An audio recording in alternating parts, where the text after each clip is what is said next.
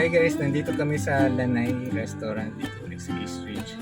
Last time, gabi kami nagpunta dito, but this time, papakita namin yung maliit na garden nila. Maraming bulaklak. Ayan, tama? Simple hindi. Saka hindi pala 3 o'clock ang open. Hindi 3 o'clock. Ano kasi pumasok?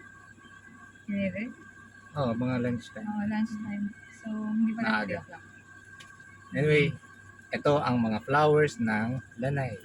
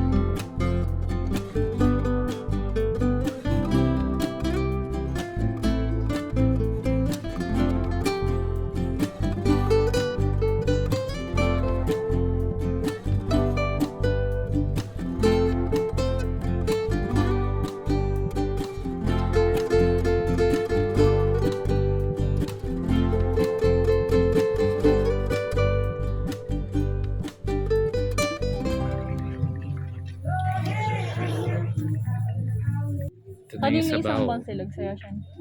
Yan, sarap na sabaw yan. Siguro bulalo to na. So far, masarap yung lemonade. Ay, lemonade. Ano ba tawag yan? Cucumber. Yan, kulay green. Wow, refresh.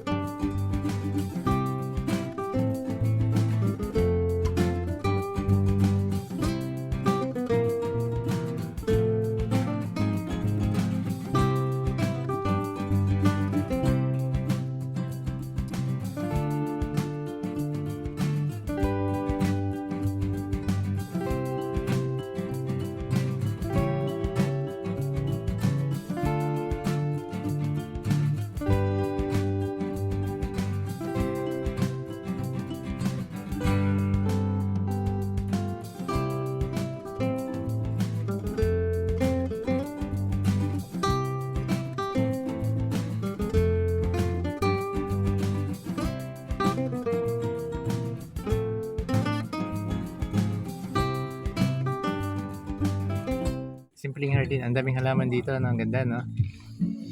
Yeah. So yan sa ano nila. Mayan. Yung mga cafe na ganito maganda pag may mga garden. Dinamihan na niya ang sabaw. Sabaw.